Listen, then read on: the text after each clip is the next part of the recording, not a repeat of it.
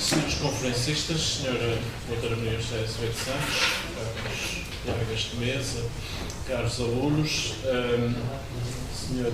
Presidente desta sessão, venho apenas apresentar e dizer algumas palavras em louvor da nossa próxima interveniente, a Sra. Doutora Ana Maria Bandeira, que é efetivamente uma das grandes especialistas em História de Coimbra e em História do país, porque tem a particularidade, enfim, o desafio de ser a nossa arquivista que mais conhece efetivamente os fundos documentais de Coimbra, que tem a responsabilidade e o privilégio, ao mesmo tempo, de trabalhar justamente no arquivo da Universidade, onde estão fundos preciosíssimos desde o passado medieval até ao período histórico mais contemporâneo, e dizer-vos que é efetivamente conhecida de todos nós, porque não há investigador que, no momento de aflição, não peça apoio à doutora Ana Maria Bandeira, que é verdadeiramente,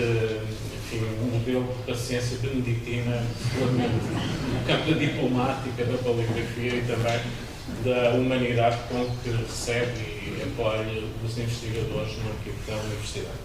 É licenciada em História, portanto ainda é do bom tempo de formação dos nossos arquivistas com a História, diplomada com o curso de bibliotecário e arquivista pela Faculdade de Letras da Universidade de Coimbra e desde 1983, portanto desde há algum tempo, é técnica superior do arquivo da Universidade de Coimbra.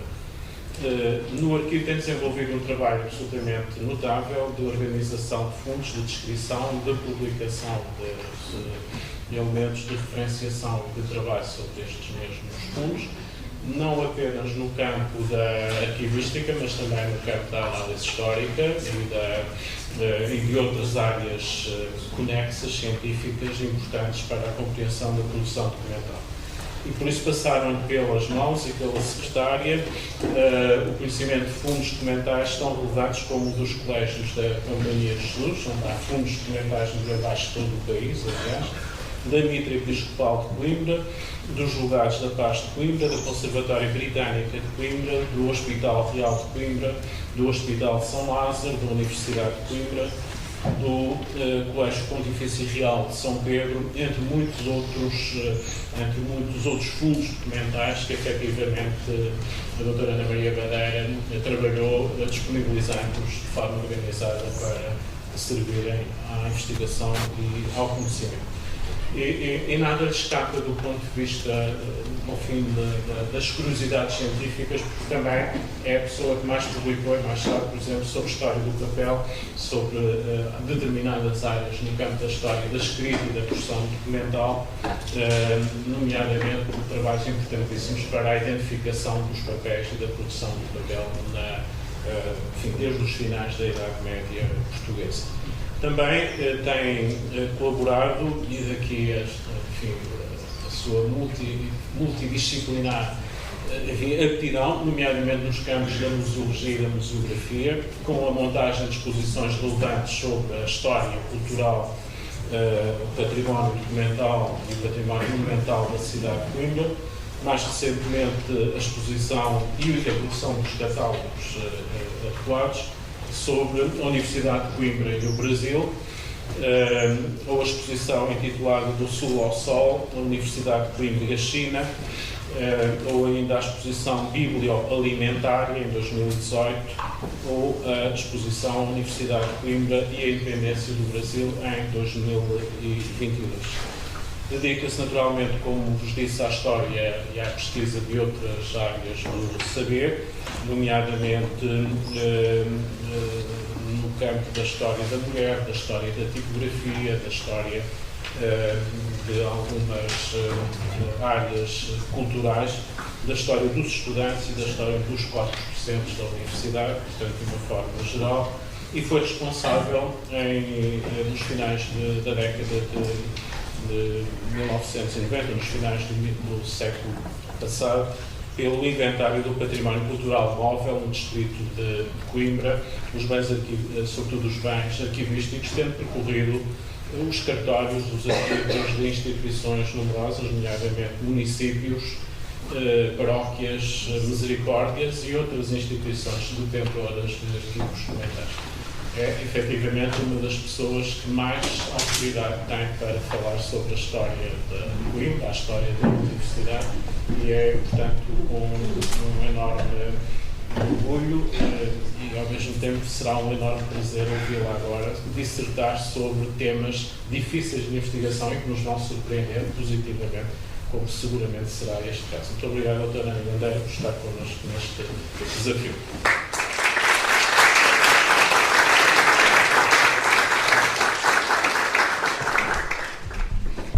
Muito boa tarde a todos. Parabenizo a comissão organizadora deste encontro e dedico uma palavra especial à Sra.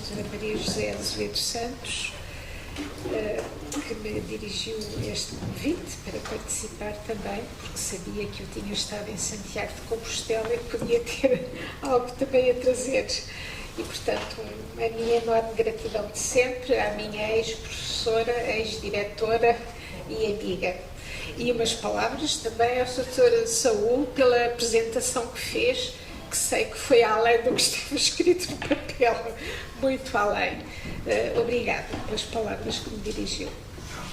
E, portanto, o tema que aqui trago é dedicado a peregrinos portugueses no Hospital Real de Santiago de Compostela entre 1807 e 1825, que é esta a data do livro que registra a entrada de peregrinos portugueses.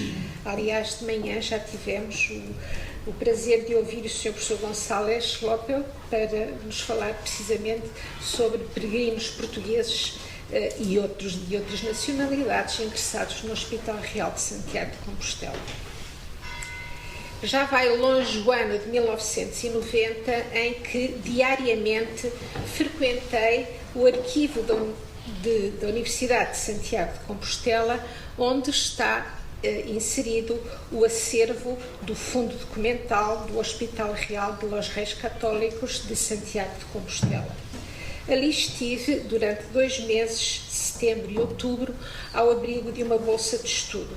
Recordo o acolhimento carinhoso que recebi e a forma como fui ambientada nos trabalhos cotidianos do arquivo.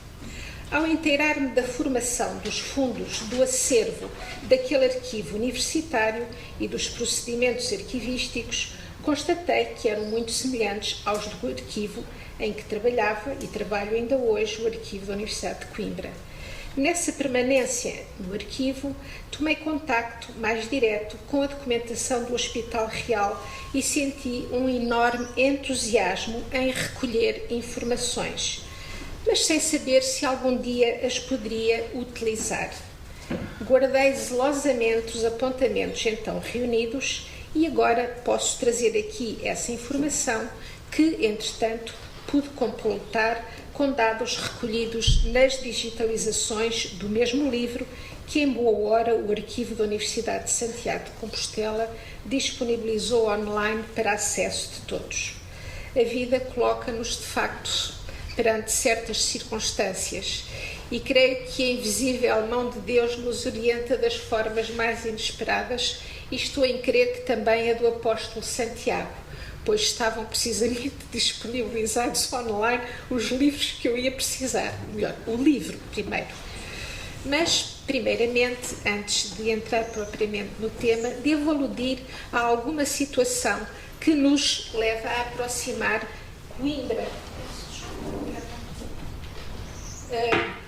Coimbra de Santiago de Compostela e também os respectivos hospitais, o Hospital Real de Coimbra e o Hospital Real de... Como está? Ana? Não está? Já passou, pronto. Sempre que é frente, obrigada.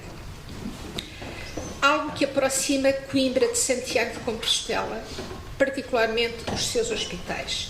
Repare-se que o Hospital Real de Coimbra, de fundação de Dom Manuel em 1504, revela já no regimento que Dom Manuel lhe outorga em 22 de outubro de 1508, um texto no qual podemos escolher as seguintes palavras: considerando nós quanto por nosso Senhor Deus nos são encomendadas as esmolas aos pobres e pessoas miseráveis e que neste mundo são desfalecidas e minguadas, e vendo quão necessária coisa era em a dita cidade haver um bom hospital, segundo requer a nobreza dela e a grande passagem que por ela fazem as gentes de todas as partes, e muito principalmente nos tempos do jubileu de Santiago. E como os pobres e miseráveis não acham na dita cidade, nos hospitais que nela havia, tal recolhimento e reparo como lhe cumpria.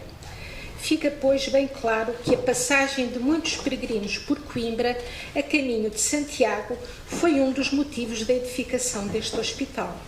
E para confirmar essa situação, podemos consultar a série documental de livros de receituário médico do hospital que se encontram no acervo existente no arquivo da Universidade, onde se pode confirmar o ingresso de peregrinos no hospital. É neste contexto que posso trazer o exemplo colhido num desses livros, datado de 1700, no qual podemos ver o receituário prescrito para um pobre peregrino de Montemor. No entanto, deve dizer-se que esta apresentação e interpretação de peregrino de Montemor pode ser questionada, uma vez que o uso de peregrino pode também ser aplicado a quem estava de passagem e peregrinava errantemente pedindo esmolas. Sabe-se que um determinado espaço existente no Hospital Real era designado como o Hospital dos Andantes, destinado a acolher peregrinos passantes pela cidade ou pessoas indigentes que não tinham onde se albergar. Os andantes podiam ali ficar um dia e uma noite, existindo para seu conforto, de acordo com inventários do hospital de 1523 e de 1659, mantas velhas com que se cobriam os andantes, um candeeiro e candeias de azeite e uma caldeirinha de barro para a água. A fundação do Hospital Real de Santiago de Compostela é de data muito próxima à da fundação do Hospital Real de Coimbra, mas sendo este de Compostela anterior na sua fundação. O primeiro administrador do Hospital Real de Santiago foi Dom Diego de Muros, nomeado em 21 de dezembro de 1502, e era também o deão da Igreja de Santiago, a quem estivera cometida a edificação do hospital. Tal como a instituição hospitalar de Coimbra, também a de Santiago é de fundação régia, neste caso os reis católicos, Dom Fernando e Dona Isabel de Aragão. Mas continuemos no tema que aqui me trouxe, o de apresentar este livro de entradas de los peregrinos que foram recebidos en este gran e Real Hospital de Santiago, desde 1 de janeiro de 1807. Este volume, que cobre o âmbito cronológico de 1807 a 1825, de janeiro de 1807 a junho de 1805, registra um total de entrada de peregrinos doentes de 2.841 doentes. As digitalizações que aqui mostro foram colhidas na internet nesses livros que estão online. E estão online quase todos os livros desta série documental do Arquivo Histórico de Santiago de Compostela, num total de 287 unidades de instalação que vão de 1630 a 1949. Entre os 287 livros desta série documental, na qual está integrado este livro de entrada de peregrinos, este raro livro de entrada de peregrinos, uma vez que os restantes são entradas de doentes no hospital, esta série documental inicia-se em 1630 e neste primeiro livro podemos já encontrar a referência a um português. É a mais antiga, ainda não é este, peço desculpa, é a mais antiga referência de um português localizada neste livro. Apenas trago este exemplo para mostrar a dificuldade de leitura paleográfica. Desde os livros de 1630 têm sempre a indicação na margem do nome individual, do enfermo que entra, e a data de saída, com uma indicação também da roupa que traziam vestida, que é precisamente um registro muito semelhante ao que é feito na documentação do Hospital Real de Coimbra, também com a descrição de vestuário. Mas estamos agora na presença.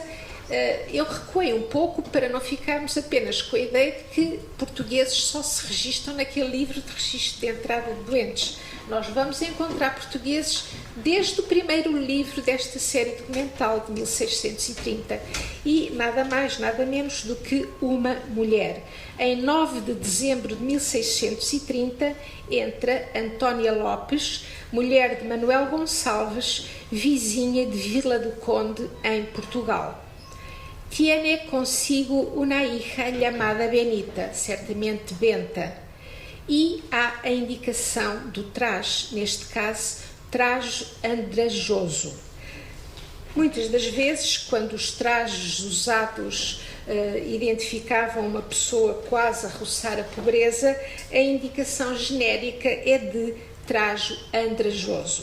Também esta mulher, com o seu traje andrajoso, que na linha marginal e final vemos echaram fuera estos andrajos por no valerem, ou seja, a roupa que ficava se o doente falecia era depois entregue a alguém e no caso de ser tão andrajosa echaram fuera estos andrajos por no valerem. Não se diz se é peregrina, mas certamente o era. Não podemos cair no erro de pensar, quanto a estes registros primitivos de doentes ingressados, que todos eram peregrinos. O hospital era o centro a que acorriam os enfermos pobres de toda a Galiza e regiões limítrofes, e nela passaram a ingressar, desde o século XIX, todos os enfermos procedentes da beneficência provincial. De certa forma, essa finalidade inicial proposta pelos fundadores do hospital de prestar auxílio aos peregrinos vai-se alterando com o passar dos anos, desaparecendo essa missão de apoio ao peregrino que ocorria a Santiago nos anos jubilares compostelanos. Voltando a uma análise breve de toda esta série de livros de registro de peregrinos, temos desde 1807 a 1825 fiz um cômputo que é fácil de fazer, não fui eu próprio que o fiz, porque no final de cada ano está feito esse levantamento em cada livro e vemos o número de peregrinos entrados em cada ano. As regiões de onde provêm e o tempo de permanência no hospital podem ser conhecidas através destes registros. Deve assinalar-se que é neste período cronológico que tem lugar a Guerra Peninsular pela invasão das tropas francesas que tanto perturbou a paz em Portugal e em Espanha, e esta é a razão de encontrarmos uma redução do número de peregrinos nos anos em que as invasões napoleónicas foram violentas. Vemos mesmo que em 1812 e 1813 não houve entrada de peregrinos. Ambos os países viram as suas populações ameaçadas nas suas próprias aldeias, vilas e cidades e, por isso, não era um momento adequado para se meterem ao caminho em peregrinação. Nos outros anos, vemos que também no período das invasões francesas, e em Portugal elas decorrem desde a primeira em 1807 até à última que se inicia em 1810 e uma das mais violentas vai até 1812, a invasão comandada pelo general Macena, vemos uma redução drástica do número de registro de peregrinos nesses anos de invasões francesas. Entre a bibliografia existente sobre a história deste hospital, devo fazer um destaque particular para o trabalho de Dom José Maria Fernandes Catón, que foi diretor do arquivo da Universidade de Santiago de Compostela entre 1969 e 1970 e é durante o seu diretorado que o acervo do arquivo do Hospital Real dá entrada no arquivo da Universidade de Santiago de Compostela.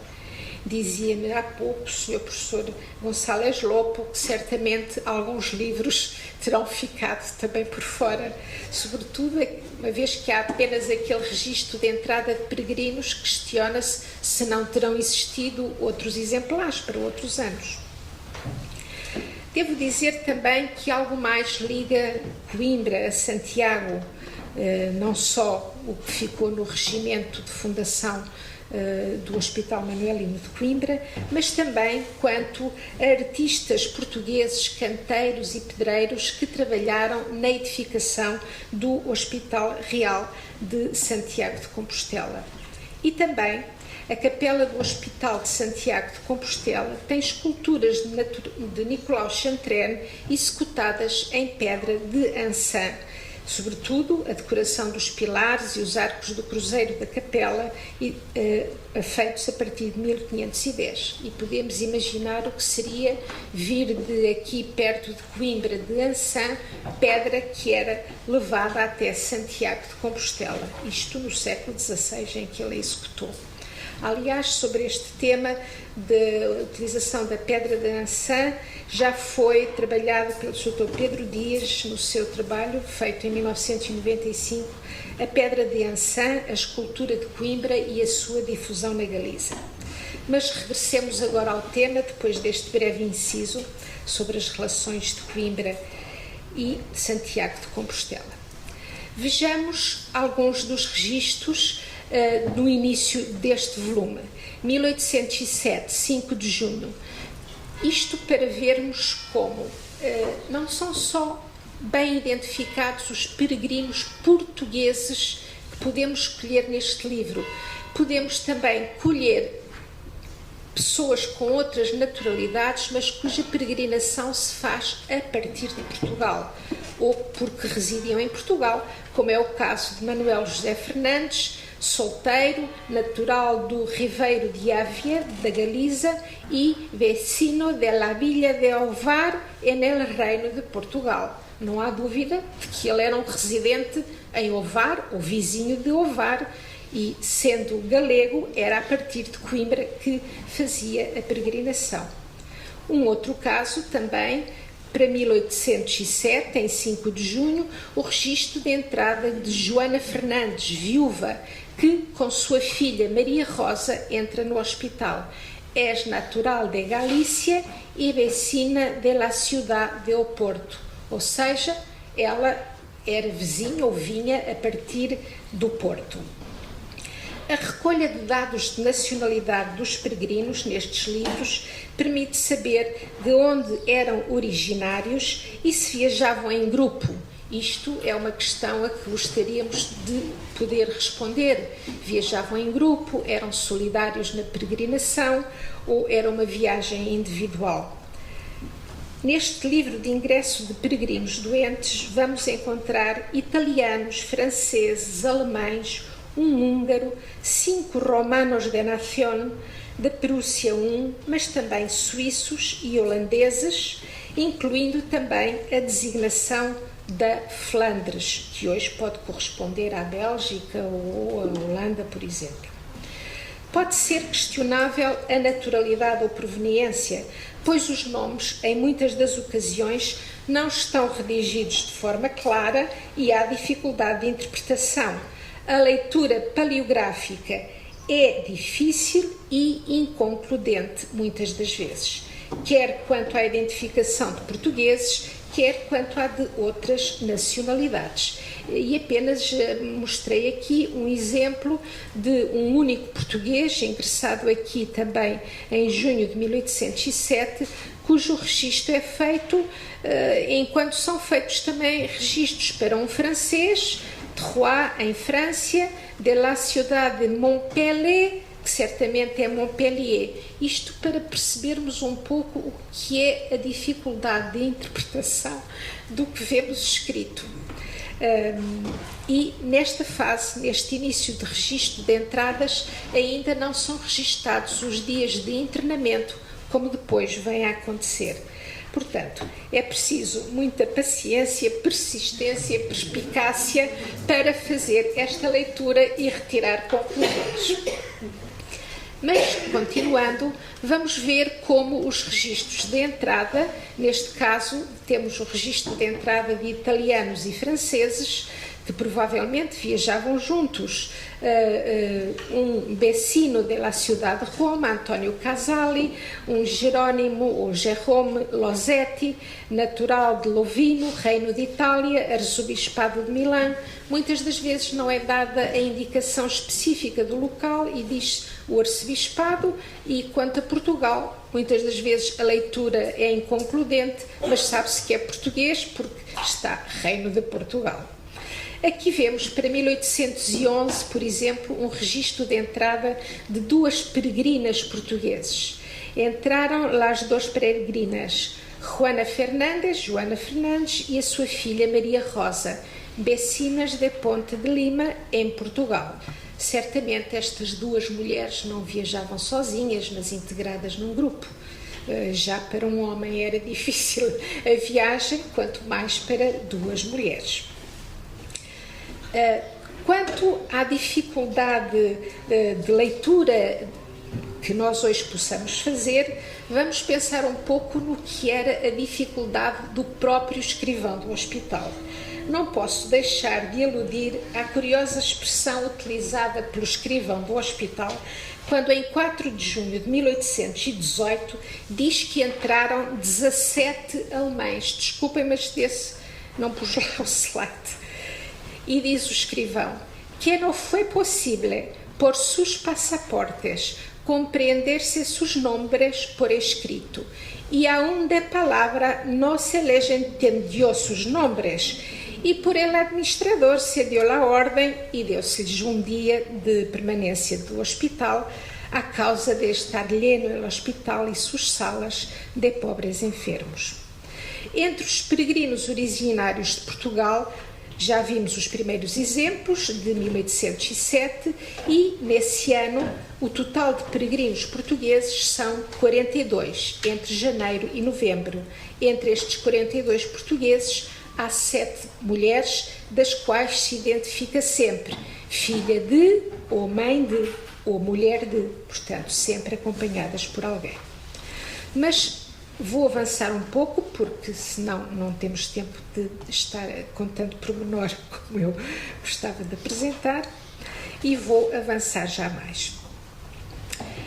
Há muitos portugueses cuja naturalidade é discutível, como é o caso referido para 18 de outubro de 1824, José da Fonseca Carvalho, solteiro, del Brasil, em Portugal.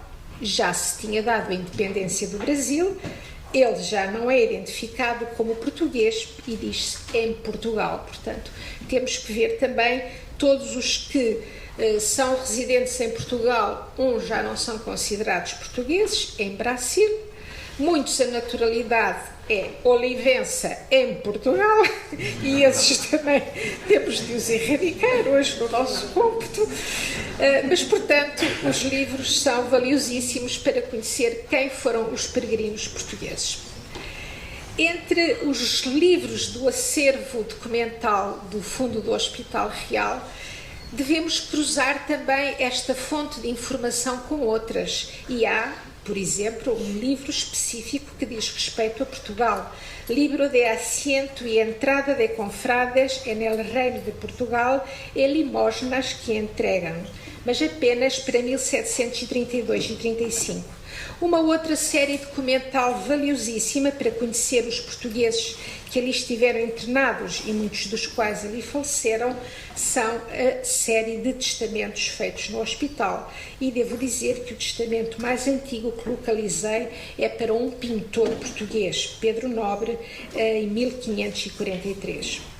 Mas há também outras situações que posso ainda apresentar, sem ser com a especificidade com que gostaria e mais rapidamente, ou seja, a indicação de alguns portugueses que vêm de Portugal, são portugueses, mas estão já residentes em Espanha, como é Isidro Crespo, natural de Portugal, que em 18 de setembro de 1818 entra no hospital e sobre ele se diz «y avecinado en la villa de Burgos, de donde viene en peregrinación». Portanto, não vinha de Portugal, mas é português. No ano do jubileu de 1819, entrou um grupo de 9 portugueses, provenientes de Viana do Castelo. Para alguns, creio que... Não coloquei. Desculpem, não sei.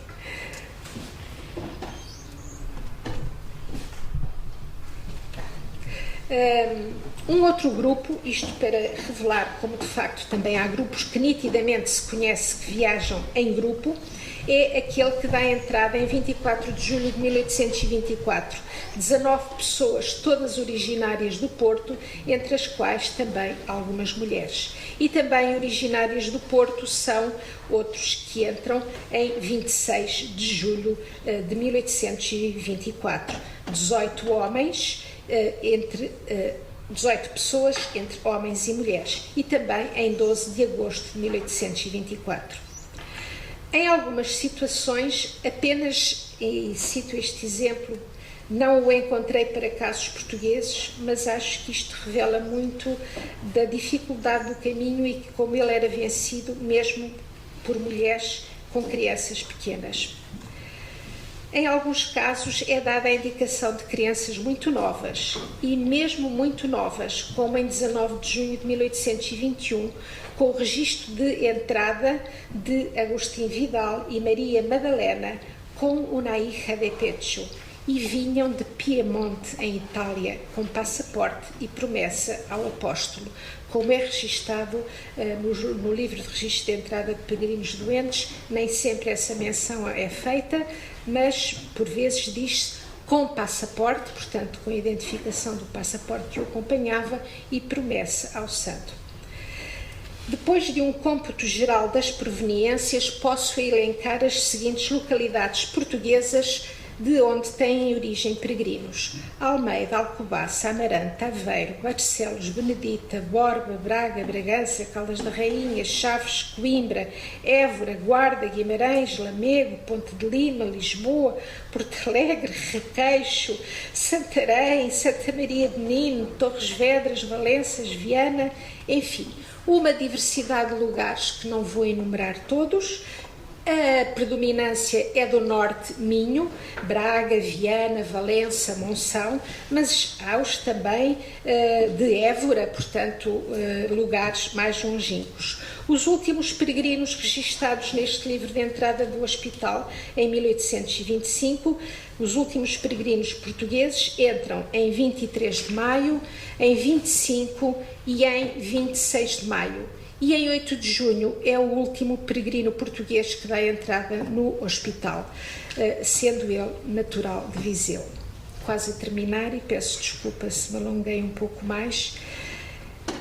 Procurei apresentar apenas aqui, levantar de uma ponta do véu sobre um tema que é muito interessante, e procurei dar a conhecer as fontes documentais essenciais para conhecer a peregrinação de peregrinos portugueses, mas apenas aqueles que estiveram internados e que ingressaram no hospital.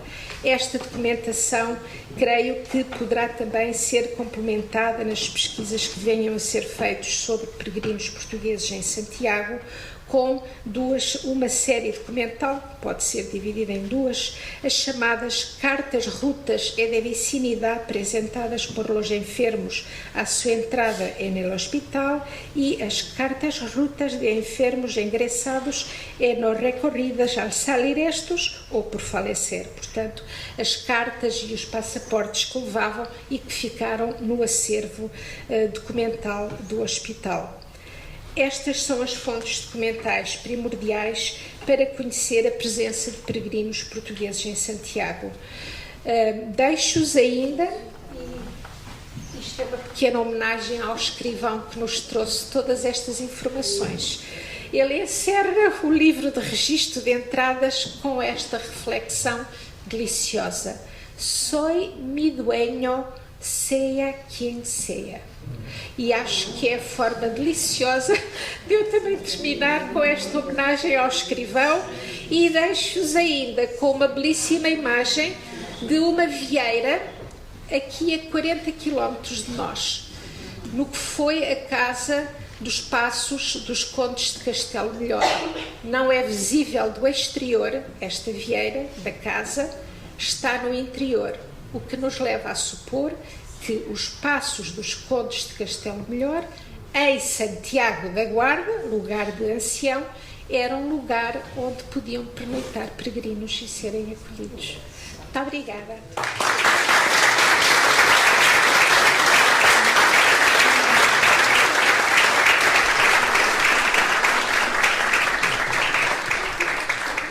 ¿Alguna pregunta rápida?